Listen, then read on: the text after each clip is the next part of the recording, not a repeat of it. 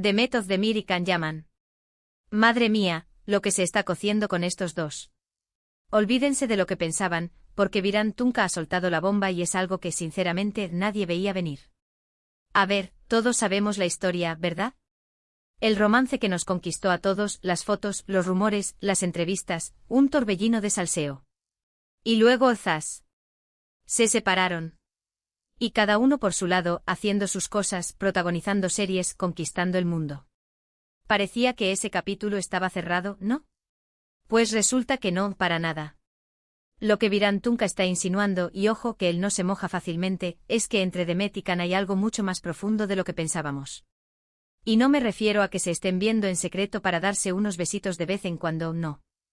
Habla de una conexión, de un entendimiento, de algo que va más allá de lo superficial. Algo que según él ni ellos mismos esperaban que resurgiera con tanta fuerza. Para ser honestos, yo pensaba que lo de ellos era más cosa de la pantalla, del tirón mediático, que se llevaban bien, que había química, claro que sí. Pero, ¿una conexión que les sorprende a ellos mismos? Eso ya es otro nivel, ¿me entienden? Es como si después de un tiempo se hubieran dado cuenta de que lo que tenían era real de una manera inesperada. Muchos dirán que es solo la prensa buscando vender titulares, y sí, a veces es así. Pero cuando alguien como Viran Tunca, que tiene acceso a información de primera mano y no se tira a la piscina sin pisar, empieza a hablar de una verdad oculta, pues hay que prestar atención. Él no está diciendo se ven otra vez, está hablando de un sentimiento, de algo que les une a nivel personal, que va más allá de la fama, de los contratos, de las expectativas.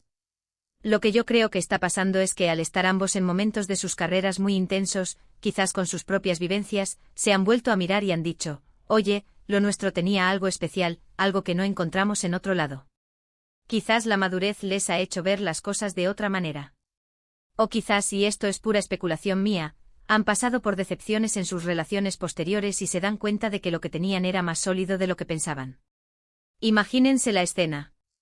Están en eventos diferentes, pero con las mismas personas alrededor.